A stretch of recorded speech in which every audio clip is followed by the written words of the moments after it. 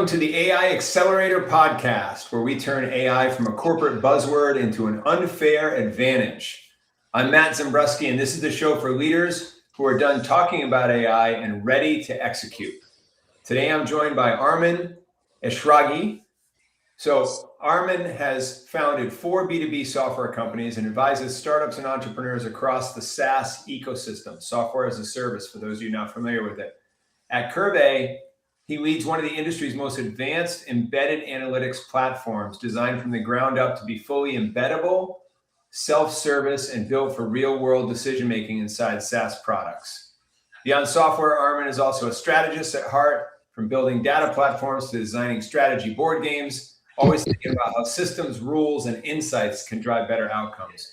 Arman, welcome to the AI Accelerator Podcast. So glad to have you here.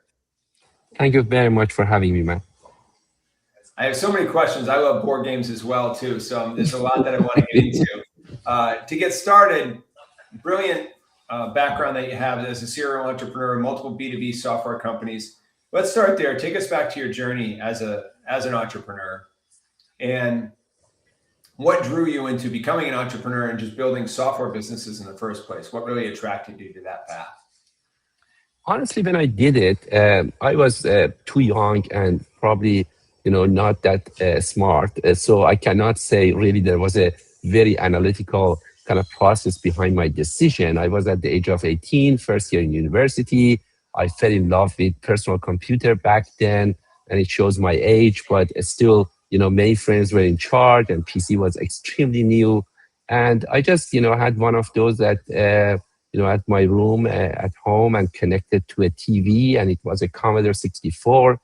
And I fell in love with it. And I said, wow, this is really powerful, as powerful as a mainframe. It's so fast. And so that was really the beginning of a new relationship with something that I thought I can train it. And it gets better and better every day when I spend time with it. And that led me to start a company with 3 other classmates. And by the time I was graduating from the school, we had 50, 60 employees. And I sold my shares and I started the second company with my wife. And that she was my classmate as well. And then we essentially focused on software. And that's what we wanted to focus. And started, building some software for Windows that was very, very new back then. And we were probably one of the very first companies creating any product on Windows. And I remember we were waiting for Windows 3.1 to be released, meaning that it doesn't crash, to release our software. And that was the timing worked perfectly fine. And then, I started a third company when web came to market and starting the first reporting dashboarding that was web-based. And then the fourth company when, in my view, cloud became the operating system. And then we wanted to have something that actually can scale well and can solve bigger data problems and, the data problem that people have that couldn't be addressed in other platforms in the past. And that was something that encouraged me to really go there and just, start Qrvey. And so that was the journey. But if you ask me, why I did what I did, I'm more a kind of, let's do it. And I love doing these things rather than, I did not do the right analysis to say maybe it was better if I was in a different business. Maybe I should have been a financial guy or something else. I just fell in love with computer and the business of software. And that was really the reason I did it. Wow, that's wonderful. I love that you just follow in your heart, your passion, you just dive in, you figure it out as you go, and your iterative exploration of growing your company and your companies over time. Makes so much sense. Let's talk more about Qrvey and what you do there. So what's the premise of the company? What do you offer? And like high level, what's the tech stack look like? Sure. So Qrvey is 100% OEM business. And we very much focus on embedded analytics, what is traditionally known as embedded analytics. And I would be the first to admit, embedded analytics is not the kind of the right way to describe Qrvey, but honestly, I don't have really a better way at the moment, because whatever you say, either people don't get it, or if you put it in a way that everybody gets it because it's a standardized term and everybody uses, then it's too broad and it's not really serving the purpose, right? So you have to choose between these two, and I would go with something that these people are familiar with, even if it means 200 things to 200 people. But in our case, what we mean by that is really we build these uh, functionalities, these technologies that otherwise it will take a lot of time for every software company to go and build it. And the purpose of all of these functionalities is about getting the data out. When you are a software company, you have your core competency. It might be about education market, financial market. It might be about any aspect of, function that you are focused on healthcare. Just put any industry or any domain that you wanted to do. And your job would be to build the application, to automate something, to collect the information. And then when you do all of those, at one point, you need to also let users to gain insight from the data, get the data out of the system in any form and fashion they like, and it fits their criteria. And that's really the part that we come in. And we say, rather than you build all of these different functionalities for different type of users, why not let Qrvey build it and focus on that domain and then provide it to you in a way that you can fully customize it, you can fully infuse it like it's yours. And then we are kind of invisible.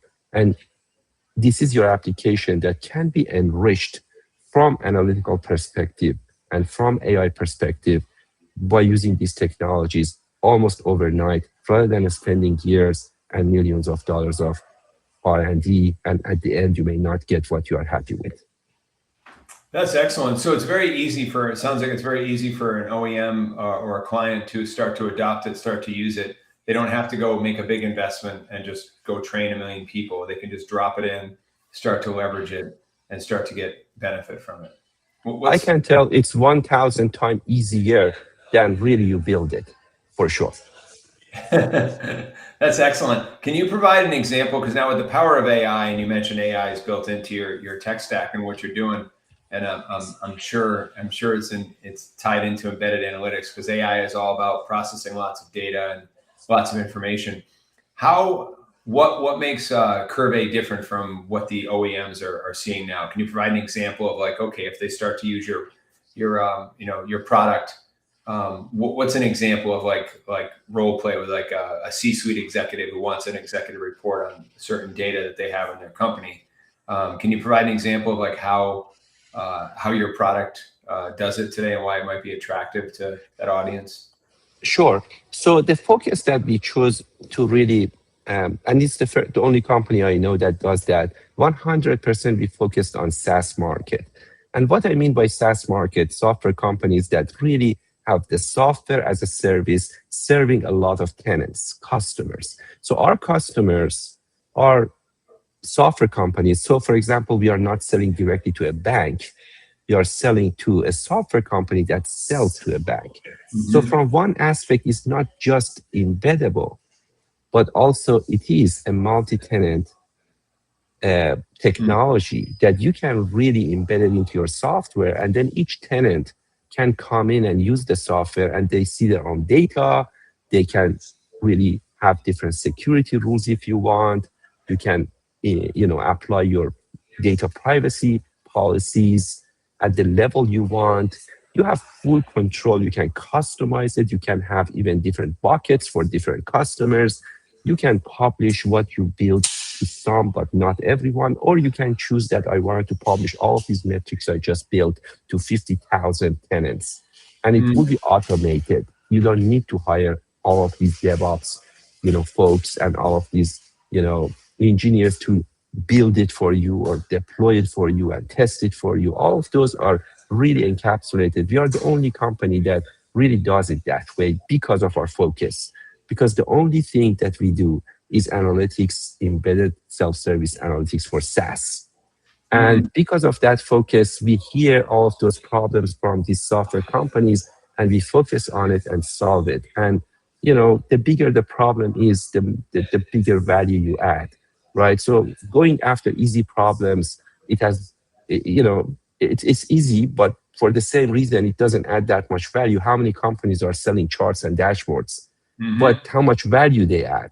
To me, that's not really something that adds any value. So never ever we have been, building just charts and dashboards at Qrvey. That's not. And always we tell people that when they come to us during the very first interaction and during the first conversation, we make it very clear that what our value prop is. And if that's not something they care about, probably we might be overkill for them. Mm.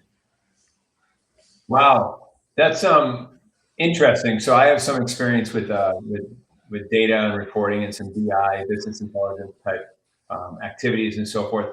So what makes the Qrvey experience different than like versus just normal standard charts and graphs that people would be getting when you just get out of the box these days? So you have AI enhanced analytics that are tied into there. Are there more better forecasting or data visualization, or what is I guess can you walk us through the sort of like a use case end to end that one of your people would engage with? Like they log into Qrvey and they do what, and where does it get them? Sure. I can tell you that, the other day I was looking at some of these difficult problems that we are solving for SaaS companies, and the list went beyond 520 something, right? So each of those line items in that spreadsheet, the problems that we have solved during the last 10 years, and we continue to kind of get deeper and deeper. Each of them by itself, it requires probably one podcast session. Having said that, let me pick a few for you and don't just say, a few of them so you can get a kind of understanding. Let's choose one. For example, let's say I have a software that serves associations, or it serves banks or something. And these companies, my tenants, each of them has a different need. So I have to provide them my application, my product. Let's say it's a CRM. And then I have to give them the ability to build their own user-defined fields, because each of them might have some specific needs.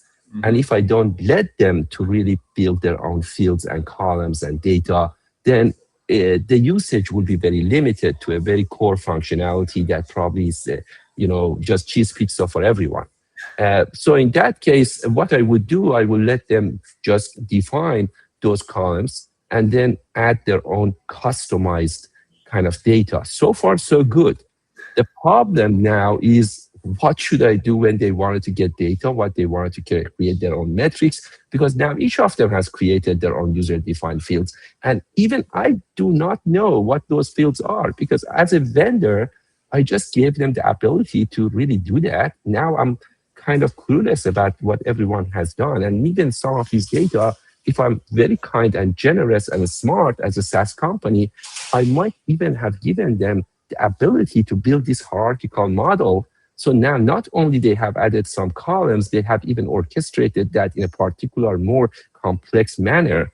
And now I'm in true trouble, because what should I do? Now, well, nobody but Qrvey can solve that problem for you, because you can come to Qrvey and say, hey, this data that each of my tenants has built for themselves, they wanted to, in a self-service manner, now go ahead and define their data and do their own data management and build that kind of data catalog that then allows them to really build their own metrics and allows them to build their own kind of, analysis workflow, build their own transformation of data, everything they wanted to build. But I need to be careful, because when I upgrade my software, when I publish my other things that I built for everyone, it needs to really go and upgrade them without breaking their kind of metrics that they have built, right? Or if it starts to break, it needs to provide them a warning and say, if you upgrade, these metrics that you built, by the way, will not work. Do you want to upgrade? And it has to have that sense. Now, we are done with one of those line items in that 500 something. I can go on, and I don't want to take time too much, but happy to continue as much as you like. But there are so many of these kind of needs that as a software company you have that otherwise you wouldn't have. And because your use case is way more sophisticated than if you are just, insurance company and I have 60 users and I want to give them, a Tableau to use. Well, that's totally different. And I'm not saying Tableau is not a sophisticated software, it's amazing software, but it's a totally different use case for maybe people, for one group of people who wanted to create this visual analytics.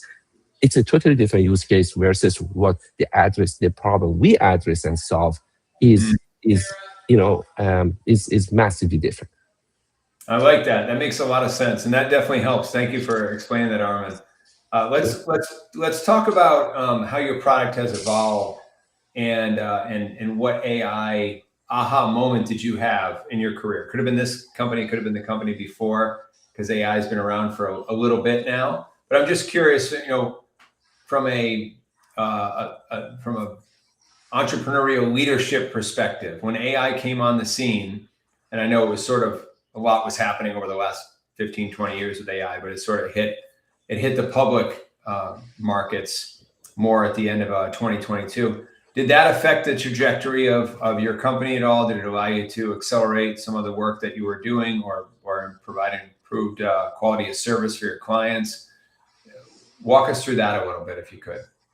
Sure. So when we started Qrvey about 10 years ago, one of the things that we knew is that people are using data in a totally different way compared to maybe 10 years before than that in my previous company. So at Logi Analytics, the previous company, most of the data and the data we could handle was all structured, rows and columns, right? Most of the BI companies nowadays in the market do the same thing because they are working with this kind of rows, columns, the structure, easier to manage.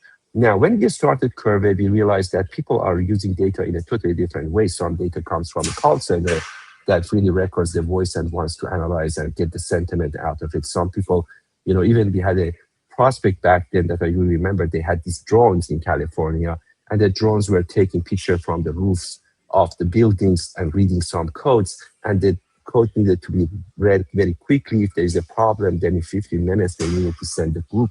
So as you see, reading data from videos, from pictures, from voice, that was some of the very initial kind of functionalities that we added to our product, and all of them were driven by something we named AI back then. It was not Gen AI, but it was really all of these services that you can read from PDF, you can read from images, and Qrvey was very capable of leveraging those kind of functionalities. Now, we got into the Gen AI part that is relatively new, and then Gen AI started to really create the excitement because every day people could go there and just prompt and use it. And, we just plain English, you could just ask what you have, answer, and then the software could answer you in a very meaningful way. And I would say that was really the continuation, complementing all of the other capabilities. And it resembles a faster but very similar way of processing that human has. So it's not machine anymore. It's not like, hey, machine is good at adding 2 million numbers in a spreadsheet, but I am good at looking at this image and seeing in the image something that machine wouldn't see. Now, with the kind of AI coming to market for the first time, not only on one side of the equation that is computing power and speed, but also now AI can go to the other part of the equation that was exclusively, that area was only, meant to be for human. And that side was, as a human, I look at image and I can tell you something about the image. Now AI does. I can listen to the voice and tell you about something. Now AI does. I can, somebody type an email for me in plain English and I respond. Now AI does. So there are certain things, and the more we go, the more you will see that similarities are getting more and more to the point that when now AI can do even better than human, the question is, now what? If as a human, I cannot really understand this accent, but AI can easily, quickly go there and just adapt and say, now I got it. I can understand this accent with more accuracy than you can. Or this text is too, maybe it was at the place that it was wet and now I cannot read it because the paper, it doesn't really uh, is not as clean as before, but maybe AI look at it and say, no worries, I read it for you. So there are several things that now they're getting better than us, and it raises tons of questions. You see now in the people talking about it, companies talk about it, investors talk about it, because that's coming. You are creating really things that is not software anymore. It's replacing and it's doing something human used to only. And that was the kind of era we are in. And of course, as you go forward, and it doesn't happen overnight, but it happens very fast. 10 years is not that much time if you think about it. And during the 10 years, every year at Qrvey, we have seen technologies and things that we can do that we couldn't do last year, every single year, right? So when you look at even 10 years and you laugh at what you did 10 years ago and now what you can do now, and from many aspects, then that shows really the bar is going to be very high, is going to be not the same game. And it's all about, which companies can really move fast and just understand that we are at a totally different pace of innovation that we were before. That's excellent. As from a product perspective, that makes a lot of sense. How you can be more multimodal. There's a lot more that you can do across your product and your offerings right now. What about on your own side of things? How do you, as CEO, co-founder, been with Qrvey for a decade now, and Gen AI has come to the scene. There's AI advancements happening all the time, and how do you personally use it for the workplace? Has it affected your ability to be more productive, or help you with strategic thinking, or anything like that? How do you use any of the AI tools to better manage and lead your company? Yeah, so there are so many aspects of it. Think of it as AI is like aliens, right? So we had these aliens coming to Earth, very friendly, but now they have different capacities. They are growing much faster. They are learning. They are doing much different, everything in a different way that we couldn't do before. Now, all of a sudden, your software still is the software. You are still building software, but hey, now you have some new aliens as new employees. And these new employees that you hired are, doing things faster in a way that the older employees couldn't do. And then you say, hey, work with my previous employees. They have the knowledge of the software and help them.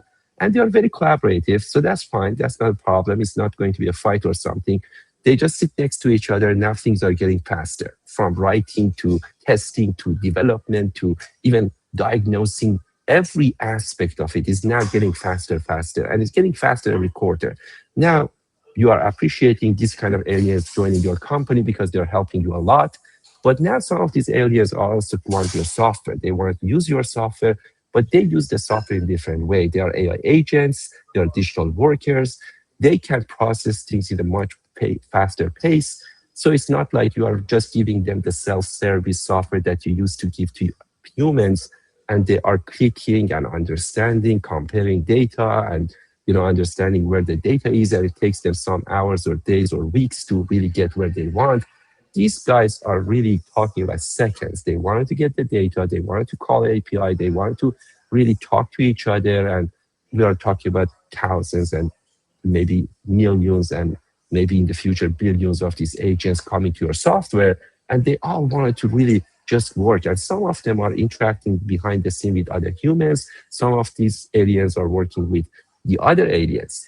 And now you wanted to really make your software used by not just people, but also these aliens. And you need to look at your software differently, because the software not only needs to be self-service for human, not only needs to be, like that and no code, but also your software needs to be very autonomous.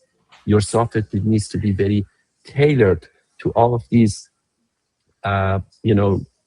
agentic AI that is going to utilize your software. And you need to have the MCP server, MCP clients, and all of these things that are getting better and better, so they can really interact with your software. And that's the reality. You have to face it, and you have to really accommodate it. So there is no single quarter that you release the software, and if you don't keep up, you're totally behind, right? So it's a non-stop kind of making improvements and moving forward, and everybody is moving fast. It's the race is there, and there is a need for speed at this point.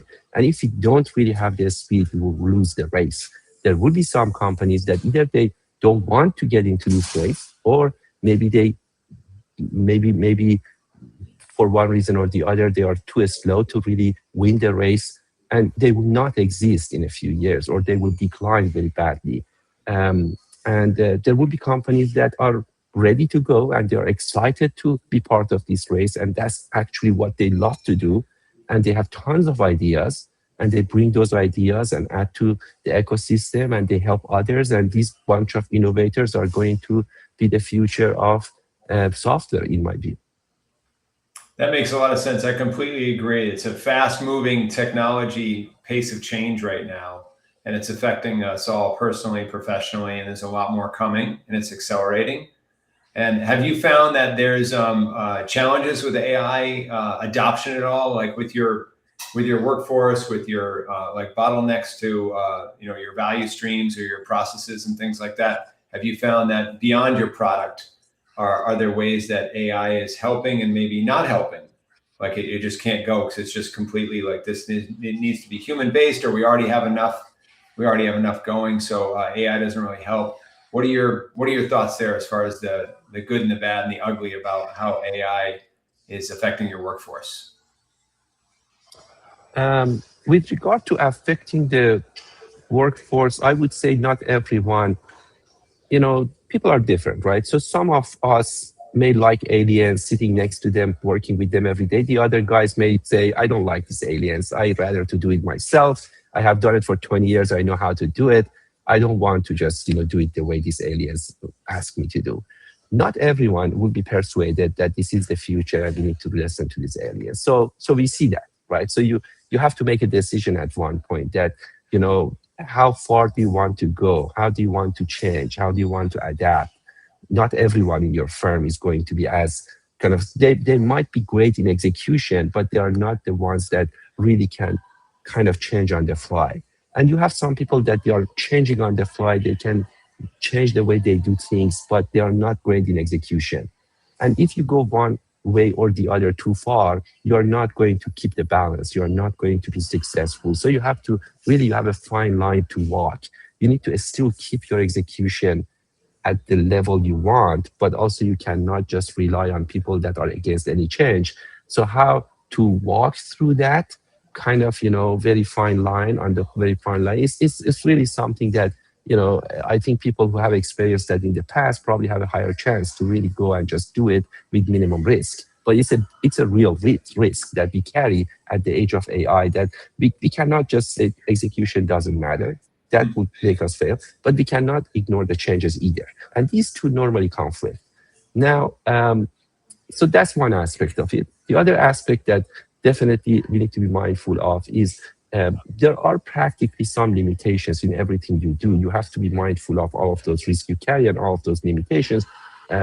So when we think about this AI, and we have built a lot of this functionality into the product, but many customers, may want to just use it for demo purposes, meaning that they add it to their demo server, and when they demo their product, they bring some of these functionalities.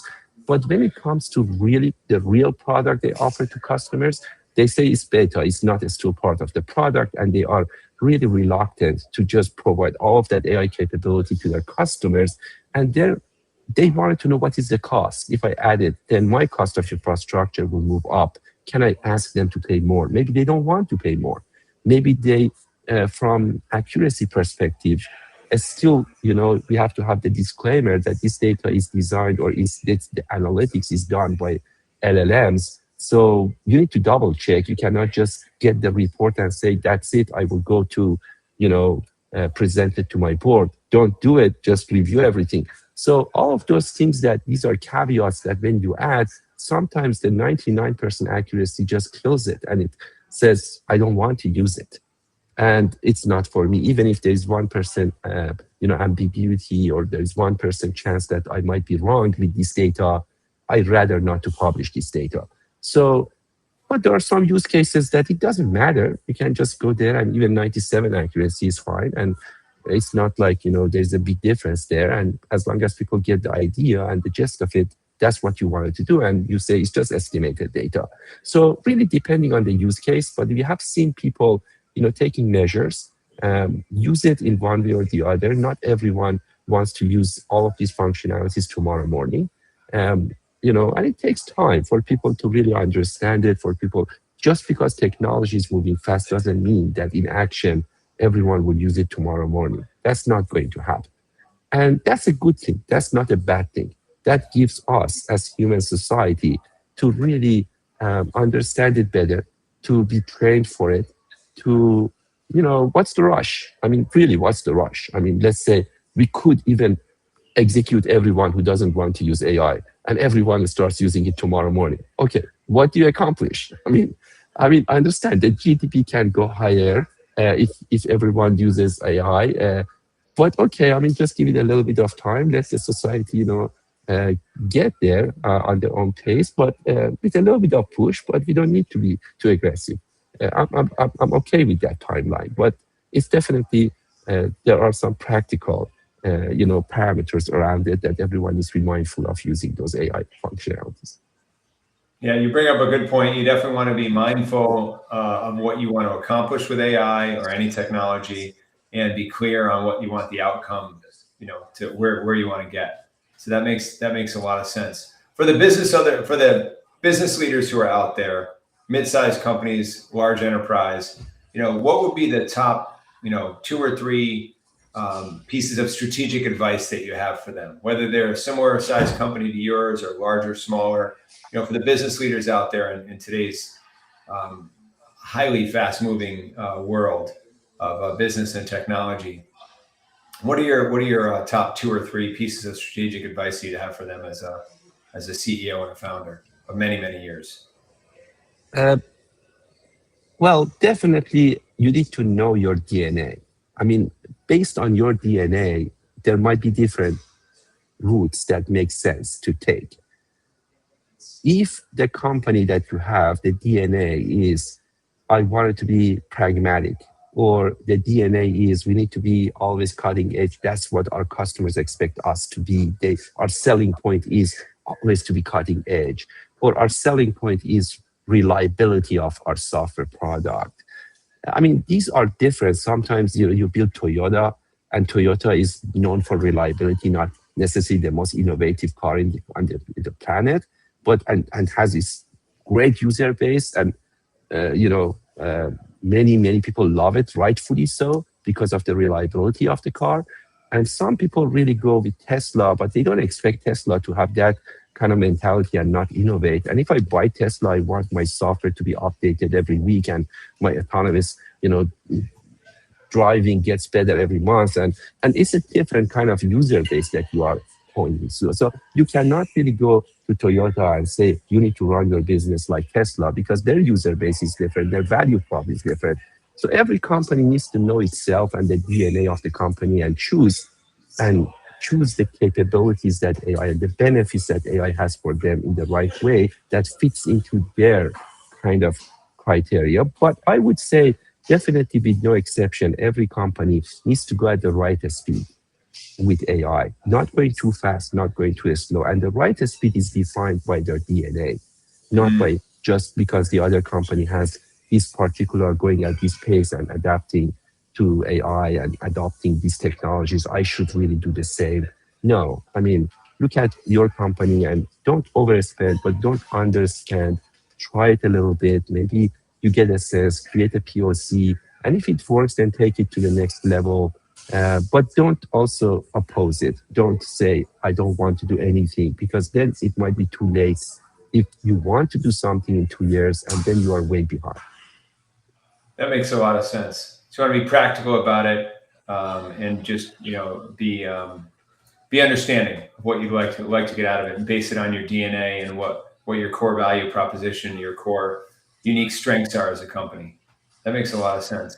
Arman, thank you so much for your time today. How can people get a hold of you, your company? We'll include these links in the show notes, but for those people listening on audio only, how can people get a hold of you if they want to know more information?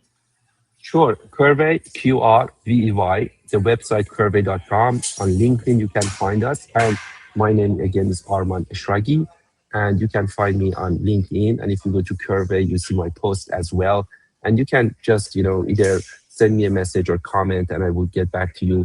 That's the best way that you can find me. And I would love to hear from, people that, have shared interest talking about this analytics and AI and technology and software. At the end, I'm a data guy, I'm a software guy, and I would love to talk about this topic. That's wonderful. Thank you again so much for your time, your insights today, Arman. Really appreciate it, and appreciate you being here. Thank you very much for having me.